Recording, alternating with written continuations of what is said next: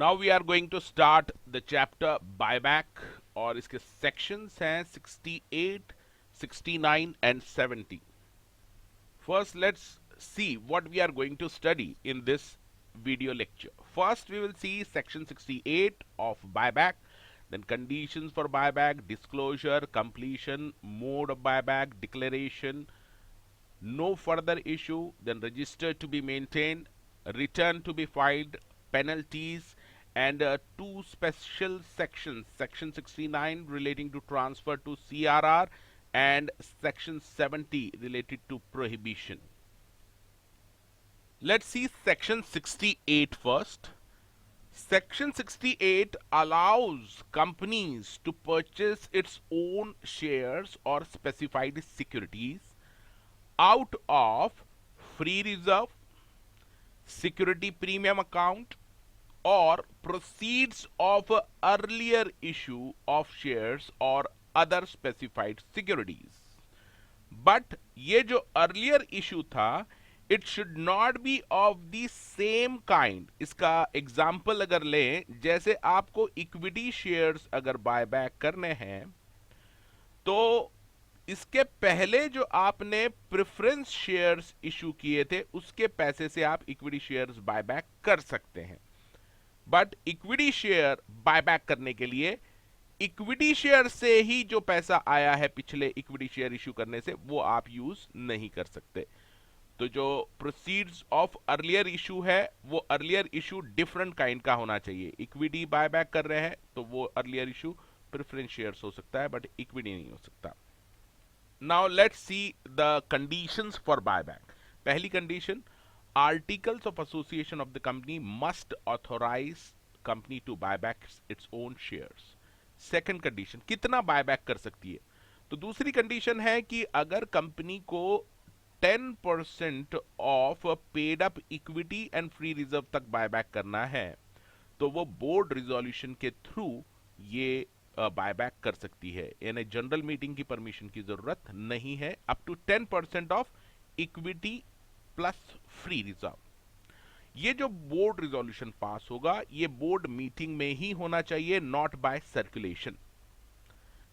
If company wants to buy back more than this 10% limit but up to 25%, 25% of paid up capital, यहां पे equity और preference दोनों है, equity plus preference and free reserve, इसका आपको 25% तक अगर बाय बैक करना है तो स्पेशल रिजोल्यूशन पास करना पड़ेगा जनरल मीटिंग में.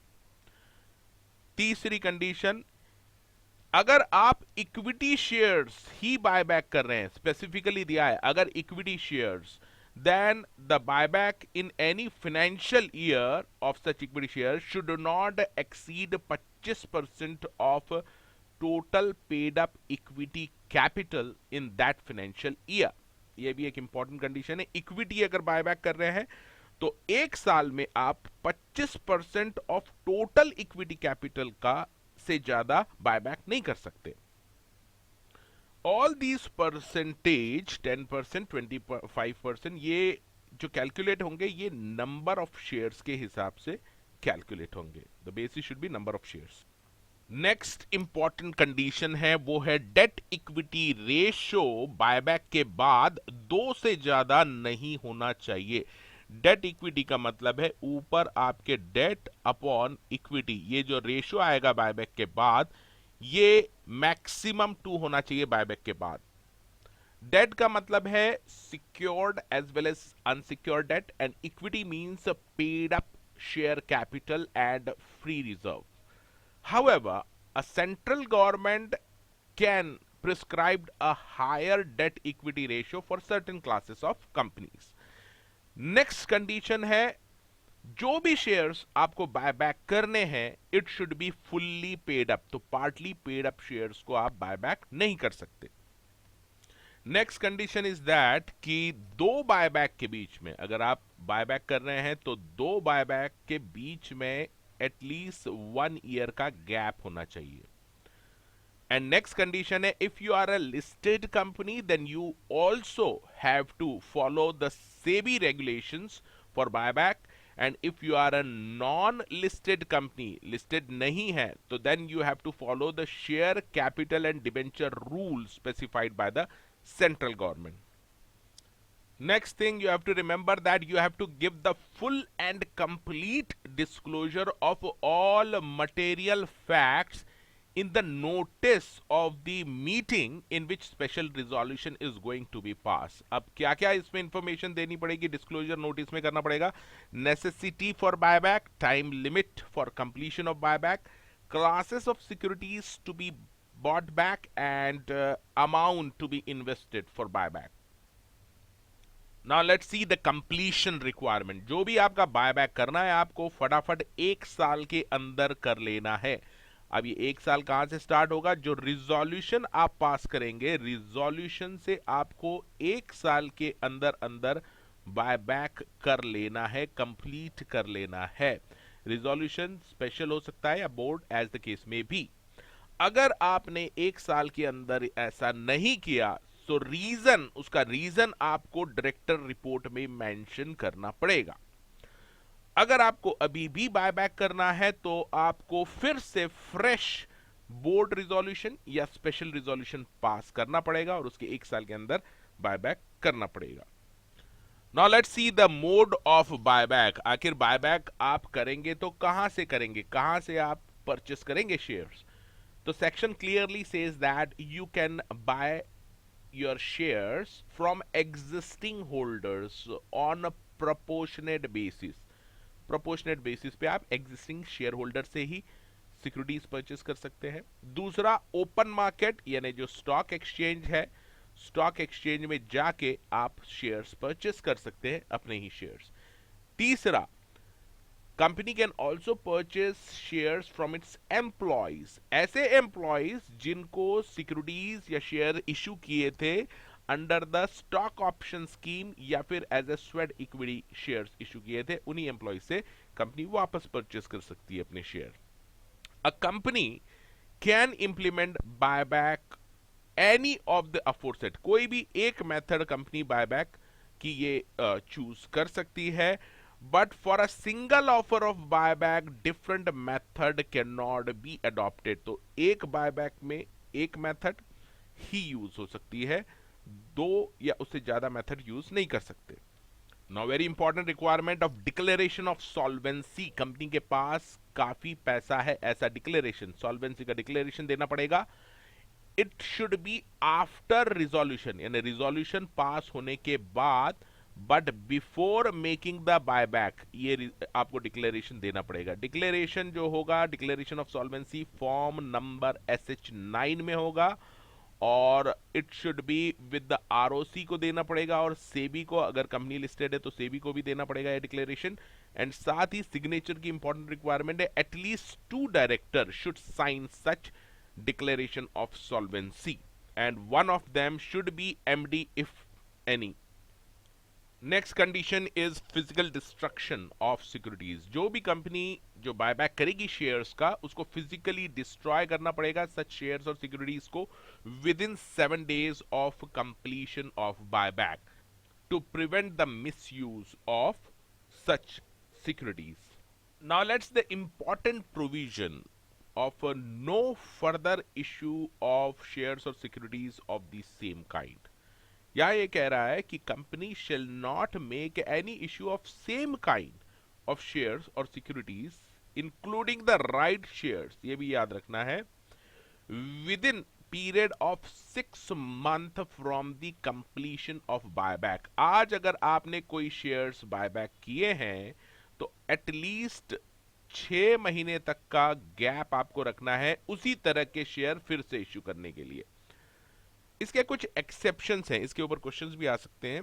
एक्सेप्शंस हैं, ये जो 6 महीने का गैप है फर्दर इशू के लिए, ये फॉलोइंग के लिए एप्लीकेबल नहीं है. बोनस इशू कंपनी इशू कर सकती है, bonus issue. Conversion of warrants अगर पेंडिंग है तो वो कर सकती है. स्टॉक ऑप्शन स्कीम में शेयर्स इशू कर सकती है. स्वेट इक्विटी शेयर्स भी इशू कर सकती है. या कन्वर्जन ऑफ प्रेफरेंस शेयर्स और डिबेंचर इनटू इक्विटी अगर पेंडिंग है तो वो भी ये 6 महीने के अंदर कर सकती है. 6 महीने की रिक्वायरमेंट इनके ऊपर एप्लीकेबल नहीं है। Now the company who is going for buyback should also maintain a resistor, register भी मेंटेन करना पड़ेगा। फॉर्म नंबर 10 है, इसी फॉर्मेट में रजिस्टर मेंटेन करना पड़ेगा और उसमें जो डिटेल्स है, consideration paid, date of cancellation, date of destruction and other particulars as may be prescribed should be there in such register. इसके साथ ही कंपनी को रिटर्न भी फाइल करना पड़ेगा। रिटर्न जो फाइल करेगी कंपनी वो फॉर्म नंबर 11 SH11 में फाइल करेगी with in 30 days of completion of buyback with the ROC, और अगर कंपनी लिस्टेड है तो फिर सेबी के यहां भी ये रिटर्न फाइल करेगी with in 30 days in SH11। अब पेनल्टी के प्रोविजन देख लेते हैं। पेनल्टी है, अगर आपने ये प्रोविजन कंप्लाई नहीं किए बायबैक के तो कंपनी को जो पेनल्टी लगेगी 1 to 3 lakh rupees, and every officer who is in default shall be punishable with imprisonment of 3 years, fine of 1 lakh to 3 lakh rupees और बोथ। यहां पर जो स्पेसिफाइड सिक्योरिटीज जो बायबैक के लिए टर्म यूज की है, it means employee stock option or other securities as may be specified by central government। और शेयर का यहां पर मतलब है equity shares and preference shares. और फ्री रिजर्व का मतलब है reserve which are free for distribution of dividend and also it includes security premium account. Now let's see the provision of transfer to capital redemption reserve, CRR बनाना पड़ेगा। Section 69 बहुत ही important है। Where a company purchase its own share out of free reserve, अगर आपने free reserve को use करके buyback किया है तो sum equal to nominal value of share so purchase. याद रखना, नॉमिनल वैल्यू जो आपने शेयर्स की जो परचेस किए हैं उसकी नॉमिनल वैल्यू, उतना अमाउंट आपको ट्रांसफर करना पड़ेगा capital redemption reserve, and details of such transfer should be disclosed in the balance sheet। और ये जो पैसा आपने ट्रांसफर किया है रिजर्व में, CRR में, it should be utilized only for the purpose of fully paid bonus shares। तो इससे आप fully paid bonus share बाद में इश्यू कर सकते हैं इस रिजर्व से। इसका एक एग्जांपल ले लेते हैं। नॉमिनल वैल्यू का मतलब यह है कि अगर 10 लाख के शेयर आपने 12 लाख में परचेस किए हैं तो जो 10 लाख नॉमिनल वैल्यू है इतना ही आपको CRR बनाना है, nominal value of shares so purchased.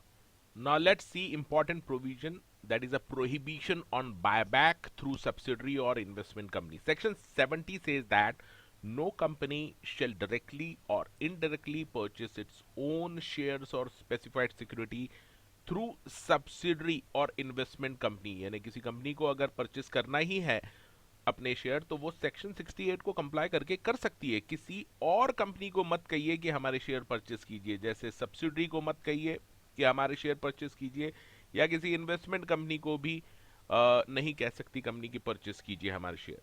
इसी के साथ एक सेक्शन 67 भी यहां पर रिलेवेंट है, इंपॉर्टेंट है। 67 says that following company cannot give even financial assistance, financial assistant भी नहीं दे सकती अपने शेयर परचेस करने के लिए। पब्लिक कंपनी नहीं दे सकती फाइनेंशियल असिस्टेंस किसी भी पर्सन को उसी कंपनी के शेयर परचेस करने के लिए। इसी तरह से सब्सिडरी कंपनी भी फाइनेंशियल असिस्टेंस नहीं दे सकती होल्डिंग कंपनी को उस सब्सिडरी कंपनी के शेयर परचेस करने के लिए। एक ही एक्सेप्शन है, that company can provide finance to its employ, यानी एम्प्लॉय को वो कंपनी पैसा दे सकती है up to a certain extent for purchasing of securities of the same company.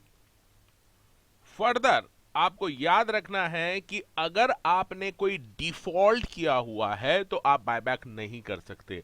इसका मतलब अगर आपके घर पे ऑलरेडी कोई भूखा प्यासा है तो आप पैसा उड़ा नहीं सकते बायबैक में। इसका मतलब in following cases company can not buy back its own share. पहला, अगर डिपॉजिटर्स हैं आपके यहां पर, उनको आपने रीपेमेंट नहीं किया है उनका, या फिर इंटरेस्ट पे नहीं किया है टाइम पे, या फिर डिबेंचर्स या प्रेफरेंस शेयर्स हैं उनका आपने रिडीम्पशन टाइम पे नहीं किया है, या फिर आपने डिविडेंड पे नहीं किया है प्रॉपरली, या फिर कोई टर्म लोन है कंपनी का, उसका रीपेमेंट नहीं किया है ये टर्म लोन का, या फिर उसका इंटरेस्ट का पेमेंट नहीं किया है जो फाइनेंशियल इंस्टीट्यूशन या बैंक से लिया गया था।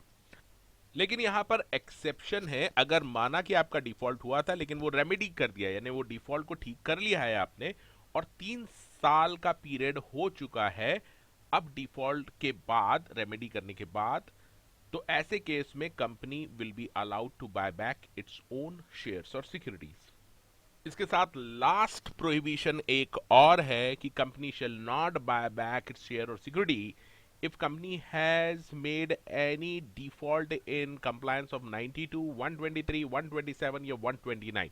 इसका मतलब कंपनी ने अगर अपना एनुअल रिटर्न फाइल नहीं किया है, या फिर जो डिक्लेरेशन ऑफ डिविडेंड के प्रोविजंस हैं कंपनीज एक्ट के वो फॉलो नहीं किए हैं, या डिविडेंड डिक्लेयर करके 30 दिन के अंदर पेमेंट नहीं किया है, या फिर अपनी जो फाइनेंशियल स्टेटमेंट है balance sheet P and L वो शेड्यूल 3 के हिसाब से नहीं बनाई है, तो ऐसे केसेस में भी company is debarred from buying its own shares.